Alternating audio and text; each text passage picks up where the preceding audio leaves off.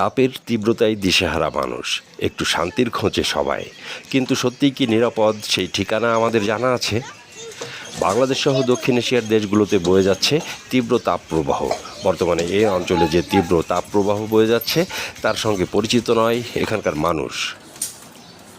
বিশেষ করে শ্রমজীবী মানুষের কাছে চলমান তাপপ্রবাহের তীব্রতা যেন অভিশাপ হয়েই দেখা দিয়েছে। ওদিকে গ্রীষ্মের শেষেই আসবে বর্ষাকাল, সেখানেও কোনো সুখবর দেখছেন না জলবায়ু বিশ্লেষকরা। বলা হচ্ছে তীব্র গরমের পর তীব্র বৃষ্টিতে নাকাল হবে বাংলাদেশ সহ পুরো দক্ষিণ এশিয়া।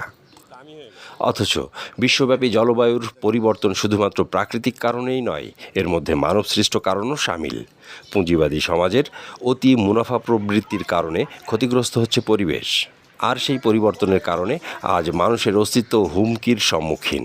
বিশেষ করে সাধারণ মানুষ যেন খুব দ্রুতই নিশ্চিহ্ন হতে চলেছি।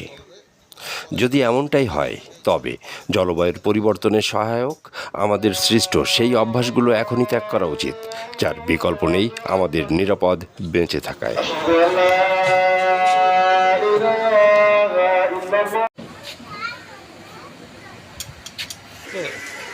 ভাই খাইছেন তো? হ্যাঁ ভাই, খাইছি। আলহামদুলিল্লাহ, আপনার জন্য অপেক্ষায় ছিলাম। ওকে, থ্যাংক ইউ। খুব ভালো উদ্যোগ, তাই না? অবশ্যই একদম মানে তোমার দানাটা স্বাস্থ্যসম্মত, লেমন পরিমাণ মতো আছে, চিনি পারফেক্ট, লবণটা আরেকটু বাড়লে ভালো হতো। সব মিলে নিজেরা ইনশাল্লাহ আগামী দিন জুমার দিন চলবে।